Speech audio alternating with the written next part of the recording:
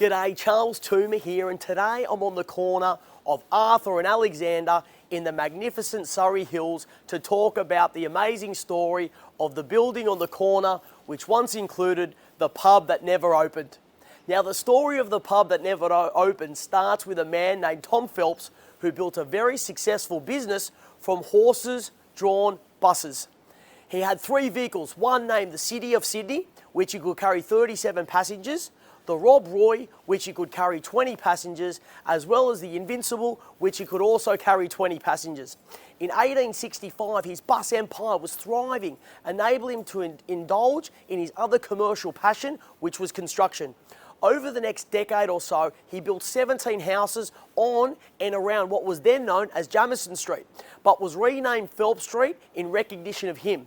He also built 7 houses on Arthur Street and 4 on Burke.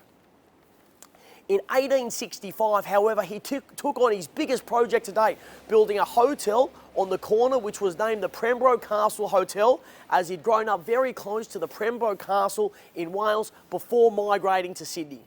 After Phelps and his wife passed away, the pub was sold for £1,750 in 1887 to Mr. Bryant, who changed the name to the Athletic Club Hotel and then sold it on to Mr. A. Fredman for £2,600. He installed a publican, Jim Kelly, to run the pub, but it fell into disrepair and the police closed it down. Kelly undertook a refurbishment costing £600 and then was allowed to reopen. But he died mysteriously, falling off a boat and drowning. His wife took over and used the popular game of quilts to develop a regular league with players competing on an adjacent piece of land.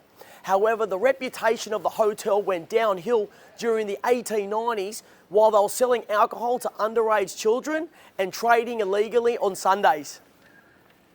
In 1921, the pub was under the ownership of George and Victoria Allen, who decided to demolish it and rebuild it. However, only 3 months after the redevelopment was completed, the New South Wales government declared that 46 licensed venues would be closed, including the newly rebuilt Athletic Hotel here.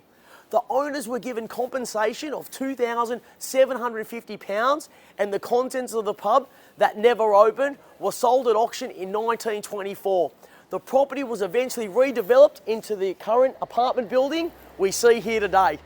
Now, I've been selling in Surry Hills for almost 20 years and I'm really passionate about this area. My name's Charles Toomer. My office on Thurlow Street is always open for you to come in and have a chat.